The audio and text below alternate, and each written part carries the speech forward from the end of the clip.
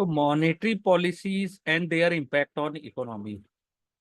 Monetary policy administered by central bank in a economy and deal with money supply, inflation, interest rate for purpose of promoting economic growth and managing price stability. Means inflation. ठीक है. Monetary policy को कौन लाता है? Central bank. Deal करते हैं money supply से, inflation, interest rate से, जिससे कि इकोनॉमिक ग्रोथ हो सके और प्राइस की स्टेबिलिटी बने रहे. ठीक है. मॉनेटरी पॉलिसी सिमिलर होता है फिजिकल पॉलिसी से. या तो एक्सपेंसरी होता है या तो कॉन्ट्रैक्शनरी होता है. ठीक है. Depending on policy instance. अगर एक्सपेंसरी मॉनेटरी पॉलिसी में क्या होता है कि इकोनॉमी को पुशअप किया जाता है जिससे मनी सप्लाई इंक्रीज हो और इंटरेस्ट रेट में रिडक्शन हो. ठीक है. कॉन्ट्रैक्शनरी में क्या होता है कि आपको कूल डाउन करना है, जो इकोनॉमी बहुत हीट कर चुका है तो आपको मनी सप्लाई रिड्यूस करना है और इन और स्लोली इंक्रीज करना है मनी सप्लाई को और increase in interest rate. Central banker जो होते हैं वो कंट्रोल करते हैं money supply and interest rate with tool such as repo rate. तो रेपो रेट क्या होता है? Rate at which the central bank lend money to commercial bank. उस रेट पे सेंट्रल बैंक जो कमर्शियल बैंक को लैंड करती है उसको बोलते हैं रेपो रेट. ठीक है. रिवर्स रेपो रेट, जिसमें सेंट्रल बैंक बोरो करती मनी फ्रॉम कमर्शियल बैंक, तो उसको रिवर्स रेपो रेट कहते हैं. सीआरआर होता है कैश रिजर्व रेशो, यानी minimum percent of total deposit which commercial bank have to hold as cash with central bank. ठीक है. ये पूछता है कि जितनी चीजें मैं बता रहा हूं ये line wise, repo rate, reverse repo rate, cash reserve. ठीक है. या तो कमर्शियल बैंक को होल्ड करना पड़ता है कैश रिजर्व सेंट्रल बैंक के साथ.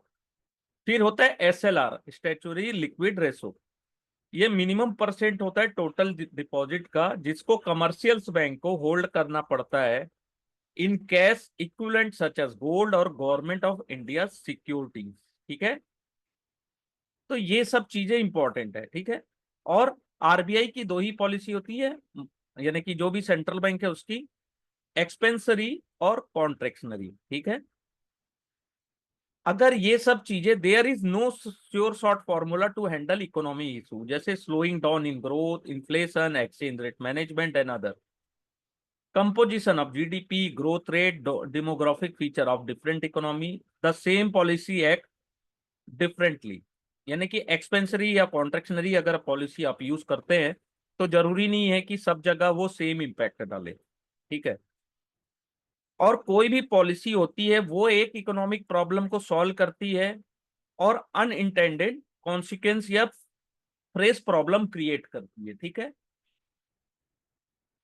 अगर आप मनी सप्लाई इंक्रीज करते हैं तो लोगों की स्पेंडिंग इंक्रीज होती है ना, या टैक्स लोअर करते हैं तो जिससे इन्फ्लेशन हाई होता है. ठीक है. और जब इकोनॉमी हीट करती है तो आप फिस्कल मेजर लेके उस लेने से स्लो डाउन आ जाता है. ठीक है. तो ऐसी बहुत सारी चीजें हैं जो कि एक चीज अच्छा करने जाओ तो दूसरी खराब हो जाती है. फिर होता है इंटरनेशनल ट्रेड या एक्सचेंज रेट या ट्रेड डेफिसिट. इंटरनेशनल ट्रेड क्या होता है? Refer to the total trade that country does with all other country in the world. ठीक है. A country's balance of payment is the statement showing transaction of country with rest of the world. ठीक है. Balance of payment statement is broadly divided into two account. पहला होता है current account, दूसरा होता है कैपिटल अकाउंट. करंट अकाउंट अपन ने देखा था जिसमें ट्रांजेक्शन ऑन रेवेन्यू अकाउंट, जैसे इंपोर्ट एंड एक्सपोर्ट का होता है गुड एंड सर्विस. ठीक है. दोनों के ट्रांजेक्शन करंट अकाउंट में होते हैं. कैपिटल अकाउंट में कैपिटल फ्लो होता है एफडीआई, एफआईआई, लोन और ग्रांट्स का. ठीक है. अगर इंपोर्ट ज्यादा है एक्सपोर्ट से तो करंट अकाउंट डेफिसिट है, और एक्सपोर्ट ज्यादा है इंपोर्ट से तो करंट अकाउंट सरप्लस है. ठीक है. कैपिटल अकाउंट सरप्लस कब होता है? जब इनफ्लो ज्यादा होता है आउटफ्लो से. और डेफिसिट अगर ज्यादा, आउटफ्लो ज्यादा है और इनफ्लो कम है तो वो डेफिसिट कहलाता है. ये दोनों में से क्वेश्चन आता ही आता है, कैपिटल अकाउंट और करंट अकाउंट डेफिसिट से. ठीक है. दोनों को अच्छे से समझिएगा. अगर कंट्री कंटिन्यूअस डेफिसिट है करंट अकाउंट में तो उनको कैपिटल अकाउंट पे सरप्लस होना होता है, ठीक है, to deplete its foreign currency reserve. ठीक है, कंट्री अगर रन कर रही, risk of losing confidence of market participate in country, किसी भी देश में, तो उसकी करेंसी क्या होती है, वो वीक होती है या वैल्यू को लूज करते जाती है। ठीक है, फिर होता है ग्लोबलाइजेशन, यहां से भी क्वेश्चंस आते हैं। ग्लोबलाइजेशन क्या होता है, is the ability of the individual and firm to produce anything anywhere and sell anything anywhere across the world. Globalisation का मतलब है आप कोई भी चीज कहीं भी बनाइए, कहीं भी सेल करिए, किसी भी देश में। ठीक है, इसका क्या मतलब है कि जो पीपल और कैपिटल है उसको आप कहीं भी फ्लो कर सकते हैं जहां उसका प्रोडक्शन बेस्ट हो और जहां उसमें इनकम आपको अच्छी मिले। ठीक है, world is becoming flatter with less और less entry barrier with objective to optimise the output of resource. तो जितनी कम एंट्री बैरियर होगी उतना ज्यादा अच्छा होता है, आउटपुट आपको अच्छा मिलता है। Economy are realized that protective attitude would not take them long as they need to open up economy to the world to progress. Economy ऐसी चीज है, आप जितना प्रोटेक्शन करेंगे वो आपके लिए अच्छी नहीं होती, जितना आप ओपन रखेंगे दुनिया के लिए उतना ज्यादा अच्छा होता है। And allocate resource to maximum output. ठीक है, many country including the developing ones have embraced globalization by opening up their economy। ठीक है, there is no compulsion for economy to do such, each country decide on subject on its own based of assessment of perceived advantage। ये पूछता है हमेशा कि globalisation का good और bad क्या होता है इकोनॉमी में। ठीक है, पॉजिटिव क्या होता है कि आप best allocation of global resource as they are able to flow where they produce best and earn best. आप अपने रिसोर्स को बेस्ट जगह में प्रोड्यूस करिए और सबसे बेस्ट अर्न करिए। इंटीग्रेशन होता है, डेवलपिंग कंट्रीज डेवलप वर्ल्ड से मिलती है, उनके लिए लर्निंग के बहुत सारे और ग्रो करने के अवसर होते हैं, नए प्रोडक्ट मिलते हैं, सर्विस मिलती है, न्यू टेक्नोलॉजी सीखने को मिलती है। कस्टमर को ग्लोबल कंपटीशन से बहुत फायदा होता है, जिससे इन क्रिएटिविटी और इनोवेशंस को ज्यादा से ज्यादा इंकरेज किया जाता है और प्राइस उनका हमेशा अंडर कंट्रोल होता है। ठीक है, greater access to foreign culture in the form of art movie music and cloth, ये सब आपको देखने को मिलते हैं जब आप दूसरी दुनिया से, दूसरे देश से मिलते हैं या आपके बिजनेस के संबंध अच्छे होते हैं। निगेटिव क्या है कि रिच एंड पुअर के बीच में जो डिफरेंस है वो ज्यादा बढ़ते जाता है, अमीर और अमीर, गरीब और अमीर गरीब हो जाता है।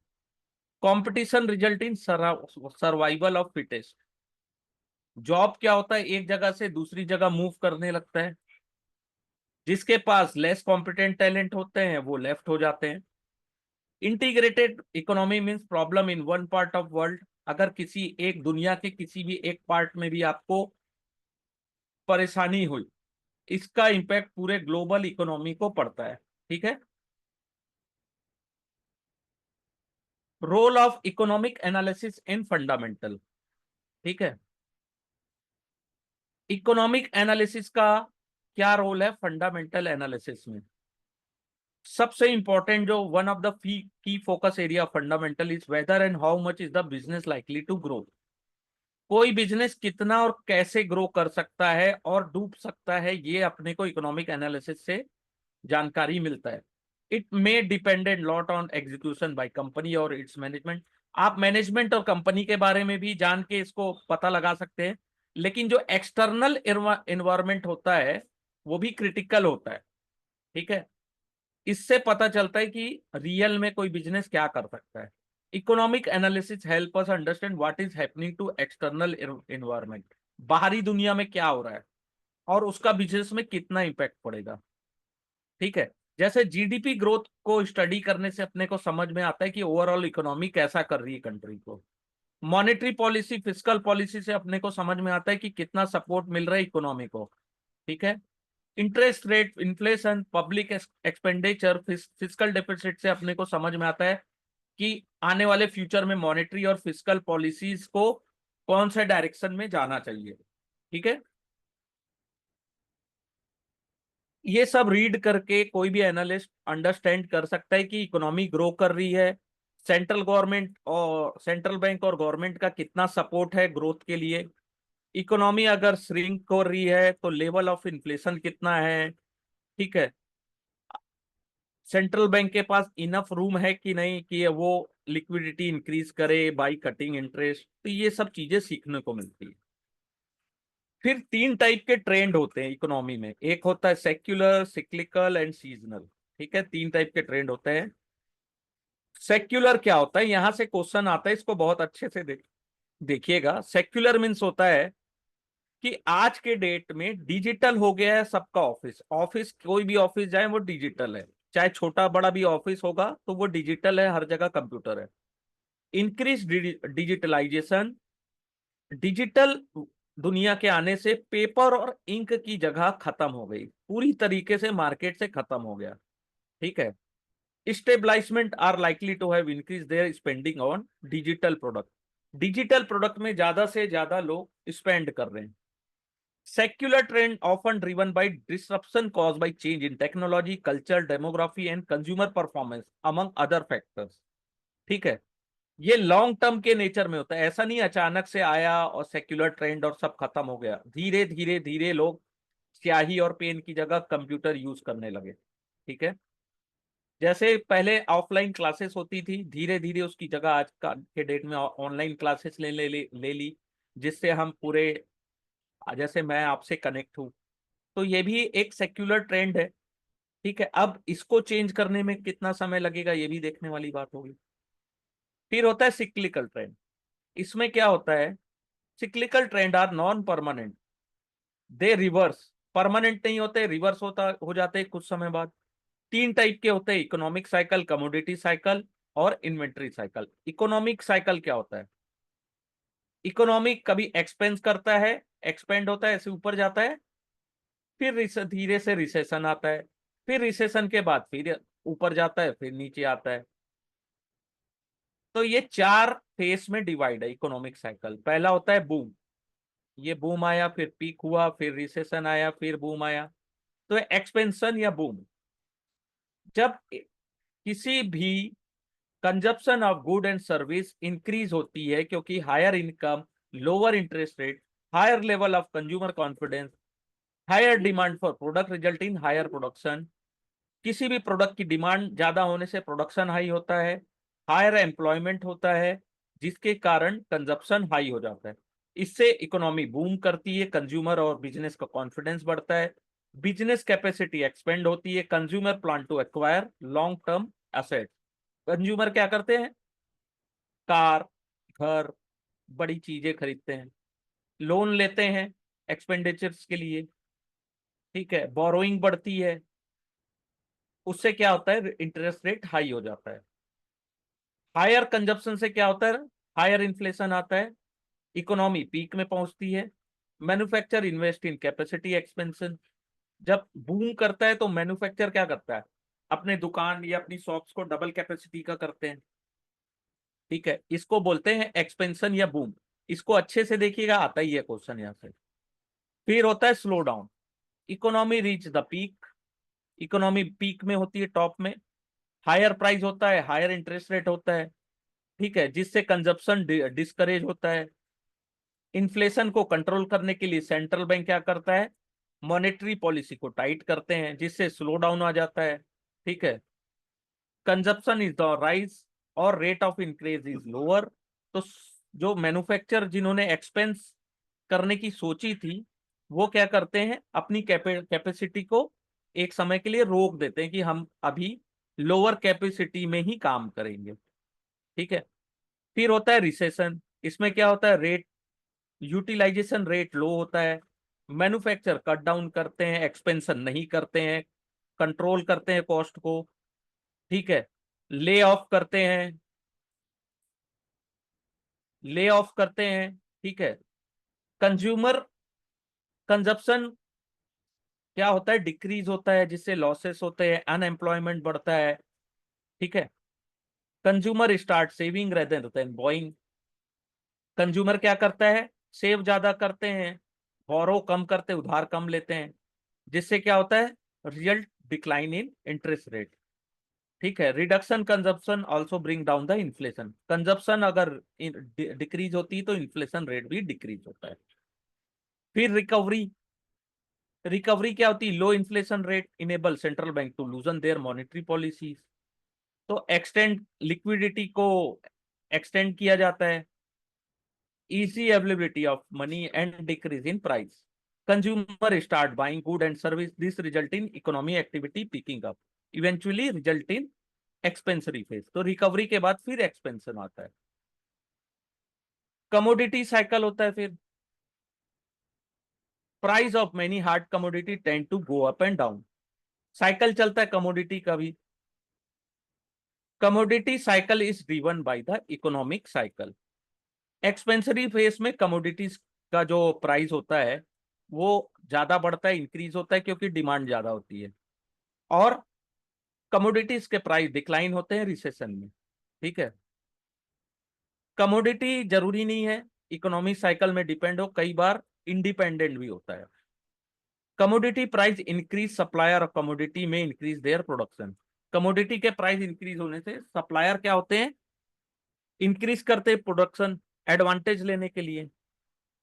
बहुत सारे सप्लायर कैपेसिटी इंक्रीज करते हैं, और ज्यादा इंक्रीज करने से कमोडिटीज का जो डिमांड है वो कम हो जाता है, और लोगों को प्राइस उसका कम करना पड़ जाता है। ठीक है। उसके बाद क्या करते हैं? अपनी जो कैपेसिटी जिनको बढ़ाना चाहते हैं उनको फिर डिक्लाइन कर देते हैं, फिर से प्राइस कम हो जाता है, फिर ऊपर जाता है। ये ऐसा थ्योरेटिकल है। ठीक है। ये कमोडिटी साइकिल होता है। फिर इन्वेंट्री साइकिल होता है। Inventory cycle short term cycle होता है जो कमोडिटी साइकिल के साथ आता है। This occur on account of inventory. Inventory adjustment by producer and customer. Customer who may have huge inventory may temporarily reduce procurement. Customer के पास बहुत सारा सामान है तो कुछ समय के लिए वो खरीदारी बंद कर देते हैं। Inventory pile up supplier and result in fall of price. Inventory high होने से प्राइस भी कम होने लगता है। ड्यूरिंग अ डाउन टर्न, जब डाउन टर्न आता है तो कस्टमर क्या करते हैं? रिड्यूस करते हैं procurement, demand of for their product improve marginally. ठीक है। इन्वेंट्री एक तरीके से यही है कि आपके पास सामान ज्यादा है तो आप नया सामान नहीं खरीदेंगे जब तक पुराना नहीं बेच देते। जैसे 2020 में हुआ था, क्रूड ऑयल बहुत ज्यादा लोगों ने स्टोर करके रखा था, स्टोर यानी कि इन्वेंट्री उसकी हाई थी, जिसके कारण क्रूड ऑयल का जो फ्यूचर प्राइस है वो क्रैश हो गया था, जो 20 बैरल तक चला गया था, और कुछ समय के लिए निगेटिव में भी था। ठीक है, क्योंकि उसको स्टोर करने में बहुत ज्यादा कॉस्ट आता है। फिर अचानक से फिर मार्केट जब रिकवर हुआ, तब यूएस ये जो आपका कम क्रूड ऑयल का प्राइस है $40 जून 2020 में पहुंच गया था। ठीक है, एक महीने के 2 महीने के अंतराल में। फिर सीजनल ट्रेंड आता है। सीजनल ट्रेंड को कोई भी प्रेडिक्ट कर लेता है, इजिली प्रेडिक्टेबल होता है। सबसे ज्यादा एग्रीकल्चर में आता है seasonal trend. GDP contributed from agriculture is likely to be highly around the period of harvest. जब खेत का फसल कटाई होती है सबसे ज्यादा उस समय GDP को कंट्रीब्यूट करता है agriculture. Agriculture income will vary quarter over quarter based on sowing और हार्वेस्ट। जब आप एग्रीकल्चर यानी कि खेती स्टार्ट कर रहे हैं उस समय, और जब आप फसल कटाई कर रहे हैं उस समय आपका इनकम डिफरेंट होता है। ये हाईली प्रेडिक्टेबल होता है। ठीक है। सीजनैलिटी होती है इसमें। Economist use seasonally adjustment growth two factor in seasonal fluctuations. ठीक है। फिर होता है source of information for economic analysis.